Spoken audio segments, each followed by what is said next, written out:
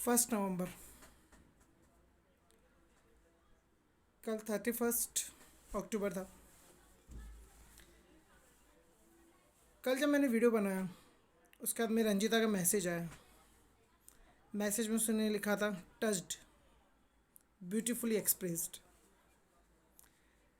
जब उसकी चीज़ लिखी हुई आई तो मेरे जहन में तुरंत उसकी एक चीज़ आने लगी।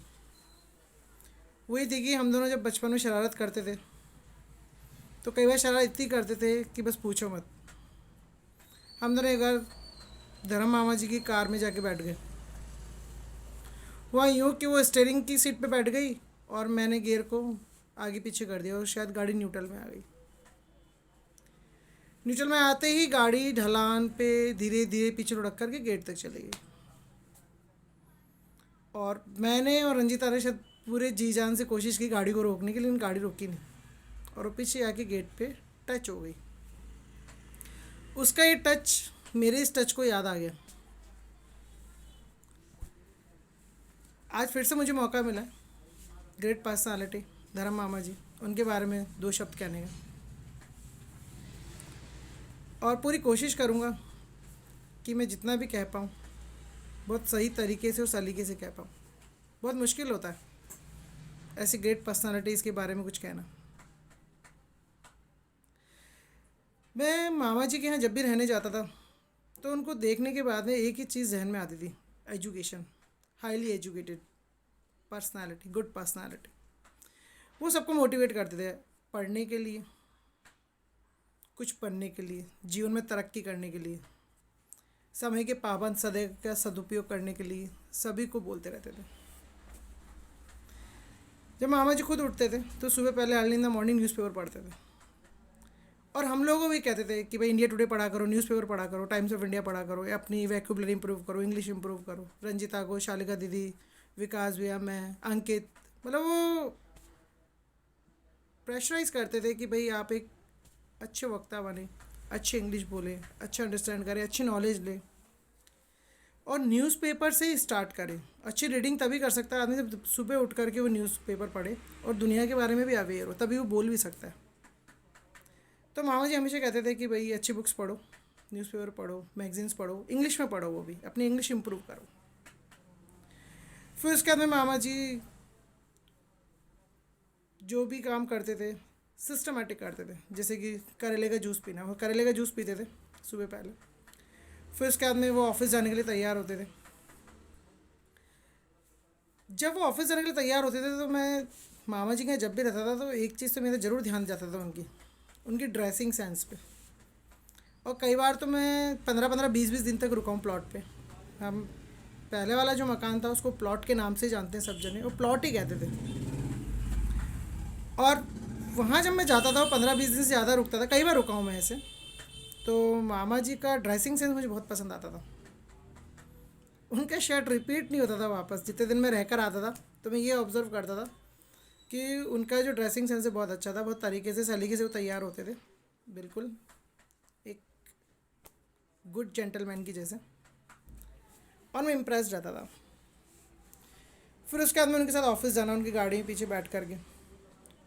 फिर वो कुछ पूछते तो डर के मारे सांसें थम जाती थी, जवाब देने में ज़बान लड़खड़ा जाती थी और आज भी लड़खड़ा रही है।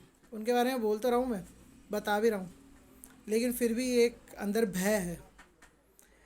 मामा जी का भय वैसे नहीं है, ऐसे वो मारते नहीं थे, डांटते नहीं थे, समझाते थे। समझाते ऐसे थे कि भाई सामने वाला इम्प्रूव करे, तरक्की करे, बचपन से ही अगर सही हो जाए तो आगे जाके सही रहे।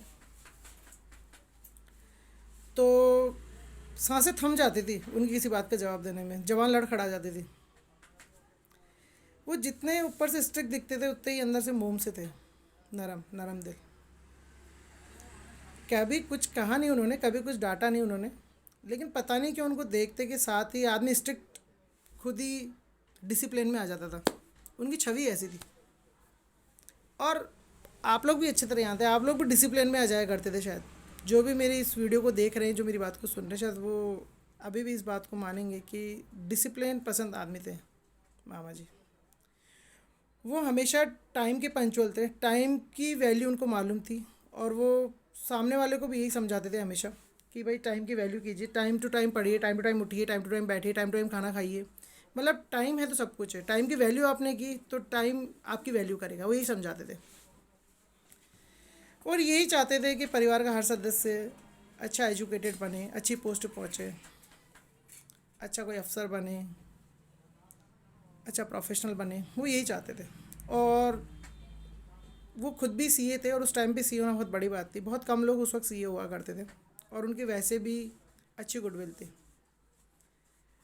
और उनकी इस गुडविल के कारण ही वो सब कुछ मेंटेन करते थे, और आगे भी यही चाहते थे कि सब जने इसी तरह से बने, सभी हाईली एजुकेटेड बने, सभी की गुडविल हो।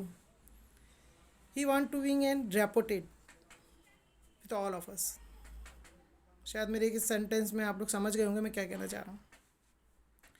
तो मामा जी की छवि जैसे आती है तो जहन में एक ही चीज़ घूमती है, education, time, discipline, high profile, ऐसी चीज़ें ही दिमाग में घूमती है।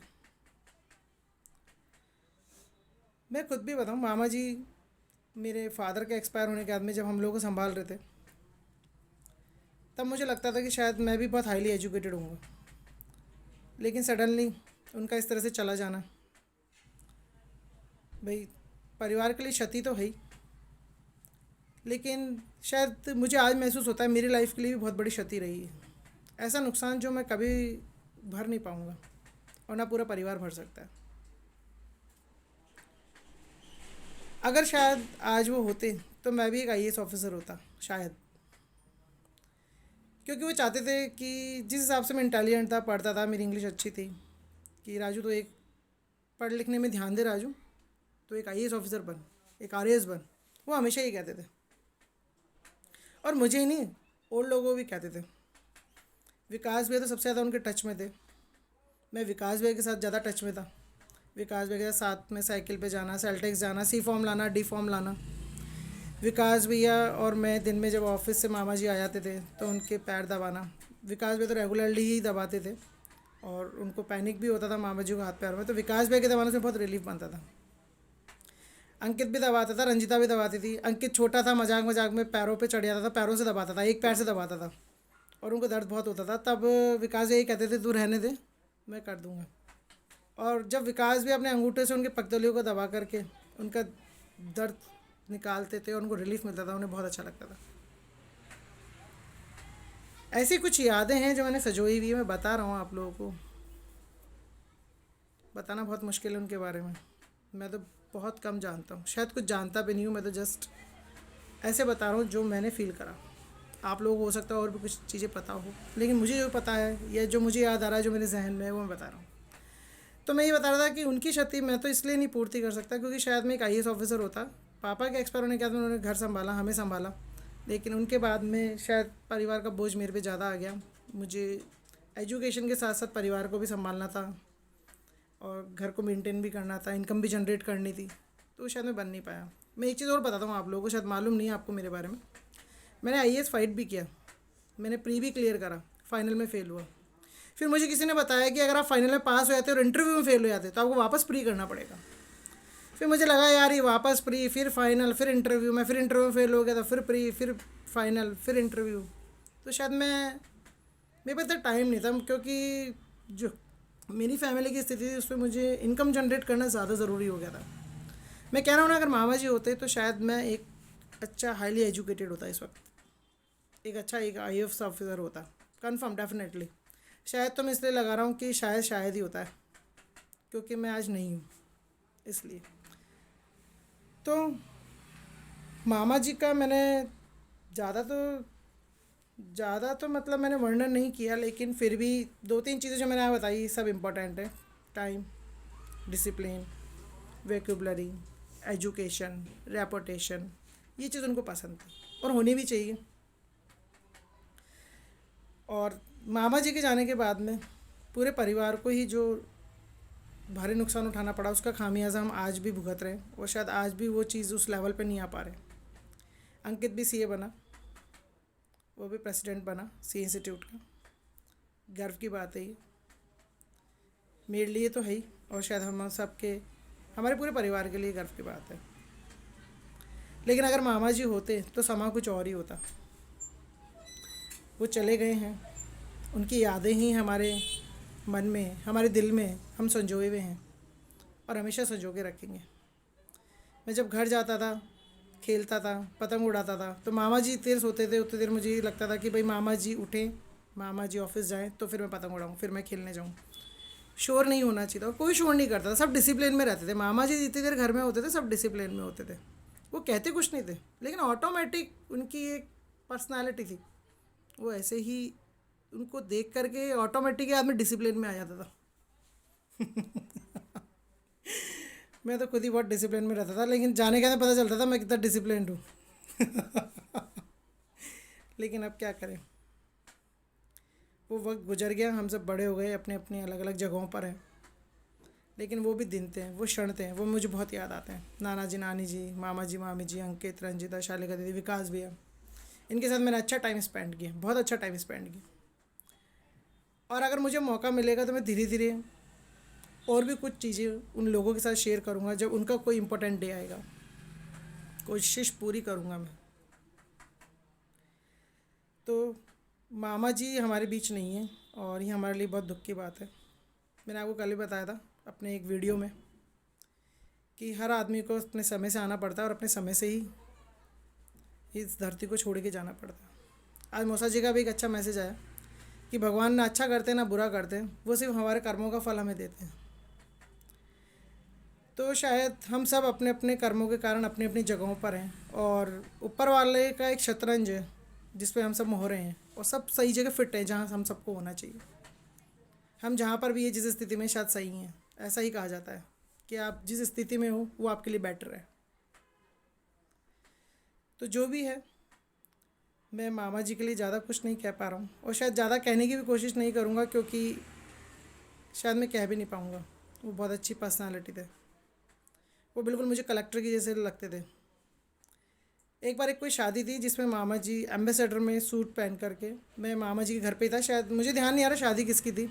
ये तो बबली दीदी की थी, ये संजय भैया की थी, या डब्बू भैया की थी, मुझे मालूम नहीं, याद नहीं आ रहा मुझे, आई डोंट नो। एक अंदाज़ा ही लगा रहा हूँ। शिव विहार, शिव मार्ग बनी पार्क में, तो मामा जी एम्बेसडर में आए, मतलब एम्बेसडर में ही गए थे, वापस एम्बेसडर में आए, और फिर एम्बेसडर में मैं उनके साथ शादी में गया। और लोग फैमिली के बाद में गाड़ी में आएंगे ऐसा मुझे कहा गया, तो मामा जी ने कहा तू मेरे साथ चल। उस वक्त मुझे वाकई मामा जी को देख के तो फील हो रहा था कि जैसे government top class officer collector की तरह पीछे सीट पे बैठे हैं, मतलब मेरे लिए तो कलेक्टर ही थे। और मैं बगल में उनके साथ उस दिन बैठ के गया, और मेरी सांसें थम से गई।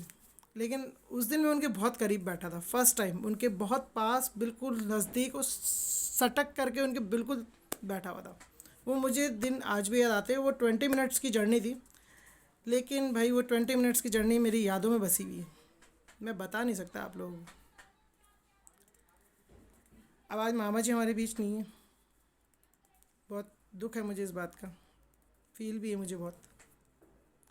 लेकिन जो भी ये सब ऊपर वाले की देन है, जितना जिसका साथ था उतना हमें मिला। इन्हीं बातों के साथ में मैं अपनी बात को विराम देना चाहता हूँ। जय जिनेंद्र।